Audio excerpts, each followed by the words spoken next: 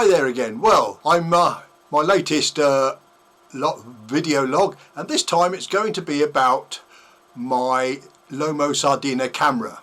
But I've also just bought a new piece of kit, a document scanner, basically a webcam on an arm, and that I can point over, and whilst I show you the camera it films.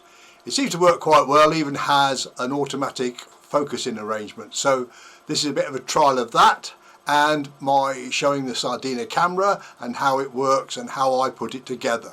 So let's move across to the webcam and see what we get, see how the Sardina works. Here we have the Lomo Sardina, a front view with the lens cap on it, and you can see the wind on knob on the left, the viewfinder and the rewind knob on the right.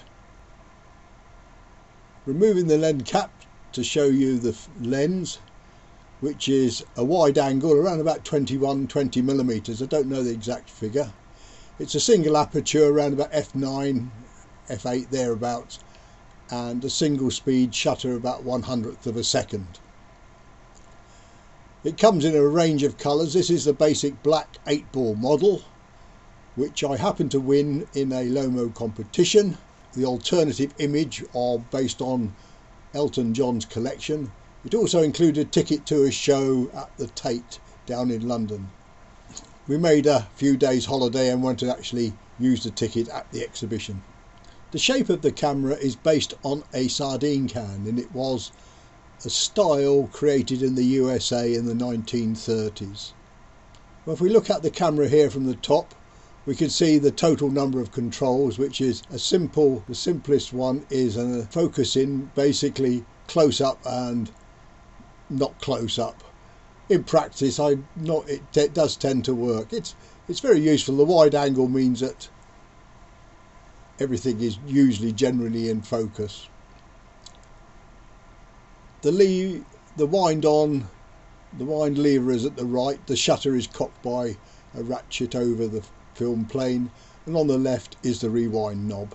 In the centre is the viewfinder, and in front of it is the latch, which if pulled to the left gives you a time, it's normal or bulb, and when it's flicked to the right it cocks normally as you wind on, and the shutter operates for around about 1/100th of a second.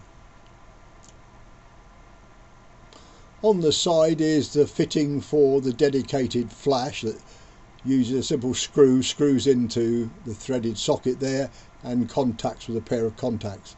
It's just a normal contact. It will actually work with a normal flash, except there's no adapter provided, so it's a bit of a DIY effort if you want to use it. I proved it does work to myself, but it's not the easiest thing to set up. And I read it's not a camera that I use for flash, so it doesn't really bother me.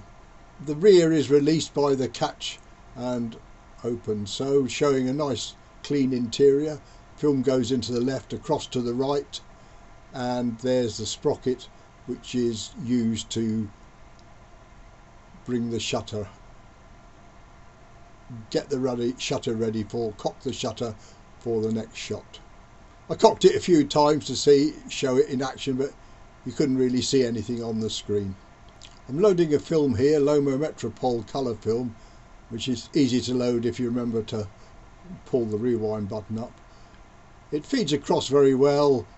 The take-up spool is nice and firm and neat, so it's quite an easy cut. It winds the film on very well, and you get the full 36 off or whatever the length of film you're using.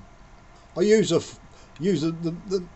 Lomo Metropole as a given range of 100 to 400 ASA, which is very useful for a camera of this type with a fixed aperture and a single speed. In practice, in reasonable sunlight, 200 ASA film works very well, so in normal daylight conditions that are bright you should get a photograph in most conditions.